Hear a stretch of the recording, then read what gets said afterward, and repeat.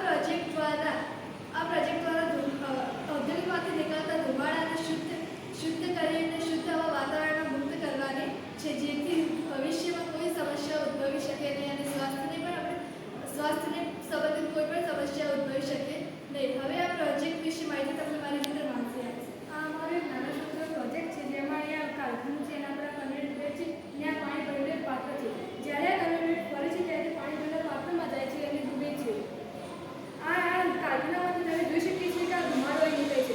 આપણે જાણીએ છીએ કે ધુમાડામાં કાર્બનના કણો રહેલા હોય છે. જ્યારે આ ધુમાડો કન્વેયર બેલ્ટમાં નીકળે છે ત્યારે ભીના થયેલા કન્વેયર બેલ્ટમાં કાર્બનના કણો ચોંટી જાય છે અને આ કન્વેયર ફરતો જ્યારે પાણી ભરેલા પાત્રમાં જાય ત્યારે તેમાં કાર્બનના કણો છૂટા પડે છે અને વાતાવરણમાં શુદ્ધ હવા મુક્ત થાય છે.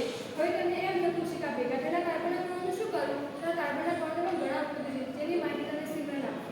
આપણે બધા જાણીએ છીએ કે કાર્બનના ઘણા બધા ઉપયોગો છે. આપણે પેન્સિલ જોઈ છે, જેમાં કાળા રંગનો અણીવાળો ભાગ છે તે કાર્બનનો બનેલો છે.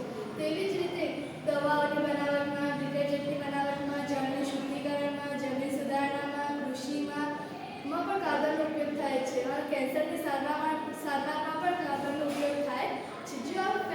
જો આ પ્રોજેક્ટનો અમલ દરેક નાની મોટી ફેક્ટરીઓમાં કરાવવામાં આવે તો ઔદ્યોગિકમાંથી નીકળતા ધુમાડામાંથી કાર્બનના કણોને છૂટા પાડી શુદ્ધ હવા વાતાવરણમાં મુક્ત કરવાની છે, જેથી વાતાવરણ પ્રદૂષિત થતું નથી અને સ્વાસ્થ્ય સંબંધિત કોઈ પણ સમસ્યા ઉદ્ભવી શકતી નથી. Thank you. Have a nice